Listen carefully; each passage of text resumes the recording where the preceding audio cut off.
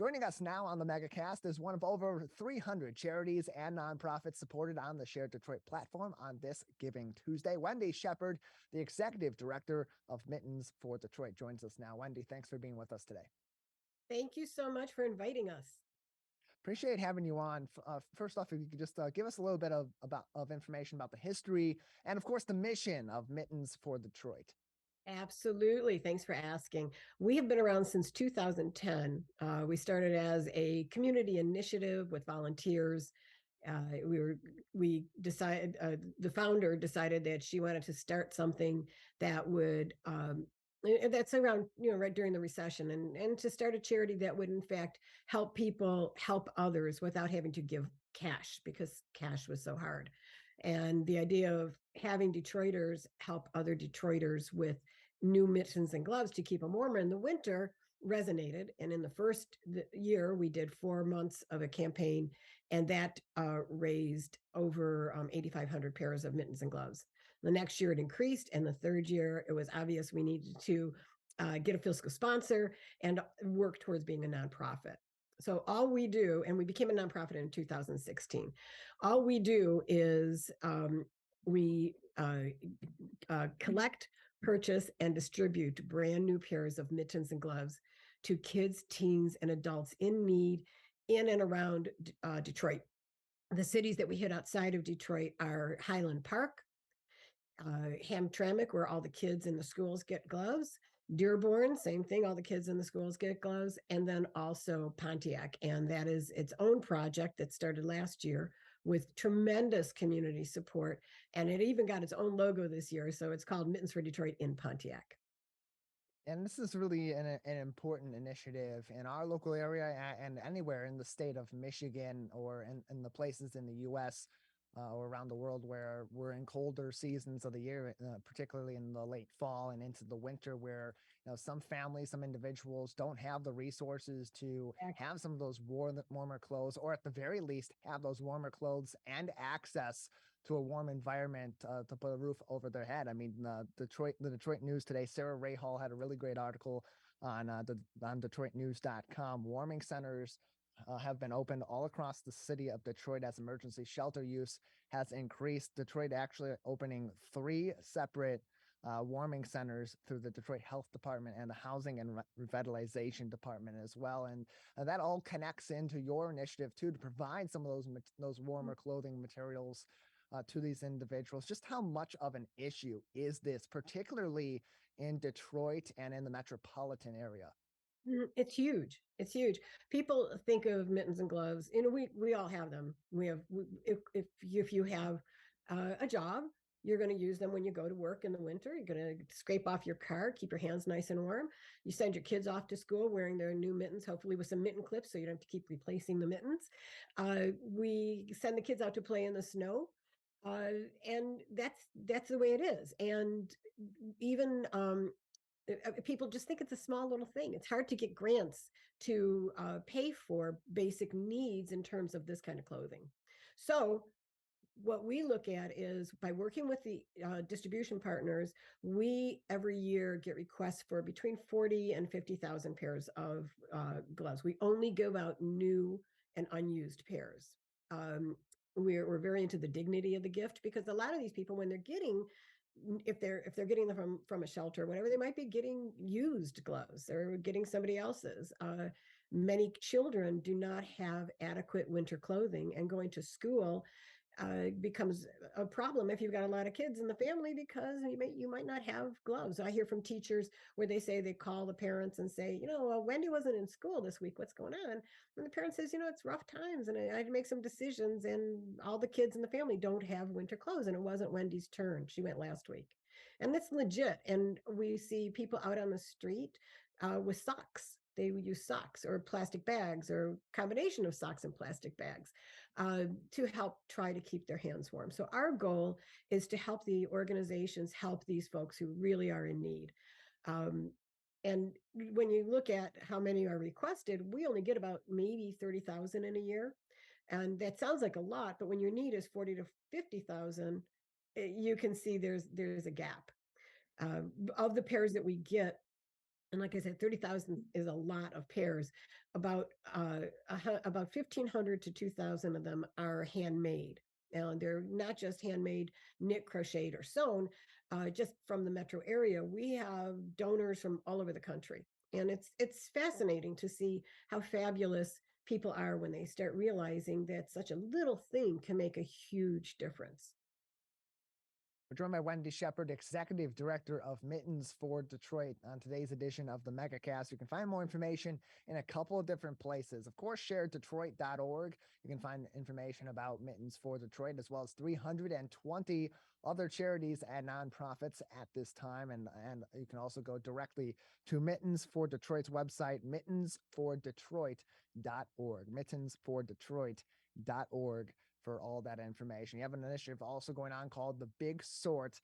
Tell us about that and how people can get involved to also provide some additional help to your organization. Absolutely. As you can imagine, with 30,000 pairs coming in, if I could turn this around and you could see what my office looks like, you would say, that's so much chaos, because it is. This is the time where I've got boxes and boxes and boxes of mittens. Some of them are packed and waiting to be picked up to go out to. These happen to be schools, and those are waiting to go out, the schools to come by and pick them up. We use our big volunteer initiative is called The Big Sort.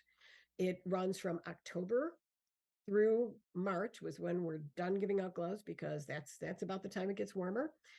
We need people to come down to our office, which is down in the First National Building, which is in Detroit, right next to Campus Martius. And they come in teams. We get a lot of, thank goodness the pandemic is over and people are back in their office, because we get a lot of businesses in this area find this really convenient because they can just walk over. We get everything from National Honor students come. We get church or community groups. We have so many different kinds of teams. Occasionally we'll have a theater troupe come in when they're in town doing a play. And what happens is they'll come into the office and they have to take this collection of chaos, all these mittens and gloves that have come in, and sort them out by sizes. Then they count the sizes and everything gets written down, because gloves and mittens are our currency. So we treat every glove as a pair of gloves as if it is hard cold cash. So we need to know what came in from whom and where did it go. So everything is tracked with the gloves coming in and then going out. I often have people coming in, and I had a team last week, and I said to one of the guys, and I can see from the look on your face, you thought this was going to be an easy task. It's a little complicated, but it's really, really fun. And we rock out to whatever anybody wants to listen to. I serve only junk food, because when I used to serve healthy food, everybody would say, do you have any cookies or chocolate or Cheetos? And I said, no Cheetos here, no orange fingers in this place. But we are booked for December, but I really need more volunteers for January and February, because when our collection period closes January 10th, we get that first couple of weeks of January, a ton of gloves come in.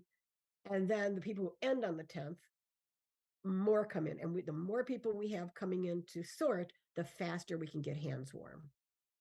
You can find more volunteer opportunities and information, as well as the timing of all these different opportunities, by visiting sharedetroit.org.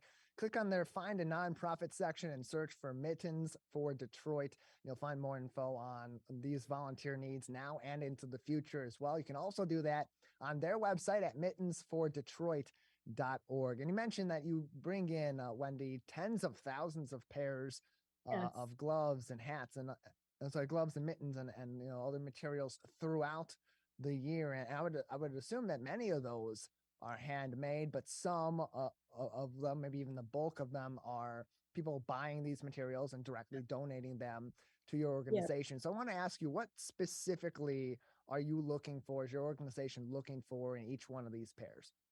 Thank you so much for asking that. We get asked that question so often that I actually, on our YouTube video, we have a YouTube video now on how to choose pairs, and you can get to that through our website. But it's because people always ask, and it's a 10-minute video, but it's funny, and you'll get to see a lot of show and tell. We look for gloves they have to be new, and we like them to be warm and durable. And a lot of times people will get us the magic gloves that stretch. And the problem with the magic gloves that stretch is that if you were here, you could see my ring shows through it. The web of it lets the heat go out and the cold air come in, and they're not durable. So you can get great gloves even, for a few dollars, but just really look for warm and durable. The kinds of gloves that we buy include nice work. We work with Broner Hatton Gloves, which is our partner since day one. We get mittens and gloves. These gloves that you see here, we get these at an incredibly low rate, and they would lower than wholesale, and they would retail for $18 to $20 or so. If you're hand making them, and you live in Roswell, New Mexico, like one of our lovely people, Donna Davis, does, you could send us mittens with aliens on them or snowmen. Uh, there's a woman, she calls herself Up North Grandma P, and she does fantastic knit with it. See how she puts a little bit longer cuff on them to help the glove meet the area here around your wrist. We get sewn pairs, and these sewn pairs, these were made by among another 150 of these were made by sewing students at Fraser High School, who are actually coming in to do a big sort pretty soon. So they can be made from fleece, they can be upcycled, which from you may have heard of that, from various sweaters. These are magnificently worn. Mary makes these and sends them in. But we get gloves from everywhere. And a real popular style, if you're looking for a real popular style to give, are what I call glittens, where they have fingers, and then this part comes right over the top, so that when someone needs to use their fingers, maybe to use a bus token or to eat or even to have a cigarette, whatever it might be that they need to do, they're able to keep their hands warm. Veterans, we work with Michigan Veterans Foundation and No Veteran Left Behind. They love these fabulous pairs from Kohl's, and they're warm, they're durable, and we really like working with all of the different groups that we have. We find that people are able to, they mail them to us. One of the good things, and I almost forgot this is our big Giving Tuesday focus. We have two Giving Tuesday focus. One of them is you can buy mittens today. It's not, Giving Tuesday is 10 years old, and it has matured into really focusing on, I've got a volunteer group coming. We have people who want to donate stuff. And we really, as people, focus on mittens and gloves for all ages. You can go to we have an Amazon Smile charity wish list, which is a curated list that are these kinds of mittens and gloves that you would be able to see. This is what Wendy buys when she's buying. And I love spending other people's money buying mittens and gloves. It's been the best part of my job. And you can go, that wish list is both on Share Detroit and on our page, as well as Facebook today. So you can buy and send them right to us. And the sooner you buy them and get them to us, the sooner they get out. When our collection boxes, like I said, they come in, and you might drop some into one of the collection boxes, and you can find the locations on our website. But they might not be given out for a while because the box might not be turned in. This is an instant gratification thing. Buy them on our Amazon page; they'll come right to us. So that's one thing. And if I can just say what our other thing is we're trying to help people inflation proof their donations. We have what's called the Hand Warming Heroes Circle. And these are monthly donors, and the lowest donation to get in is $10, and you can give as much as you want every month. It becomes a real easy subscription. It's kind of like Netflix, or if you order I order cat litter that comes once a month, and it's just, I don't even think about it. It just comes, it arrives, it's a paid for every month, comes out of my card. And a lot of nonprofits, you'll notice, are switching their focus to helping people make their donation easier and to kind of grow. We have people who started donating with us in the circle, in the Handwarming Hero Circle, in when we started in August 2018, and this group has raised $16,000, and they've grown. Some of them have grown from $10 to $25 to $50 to $100 a month. So it's a real flexible. Wendy, we appreciate it. We are up against it. I gotta wrap up for this edition of the program, but we appreciate you coming on. And of course, you can find more information about Mittens for Detroit at mittensfordetroit.org. Wendy, thank you so much. Thank you. And everybody stay warm.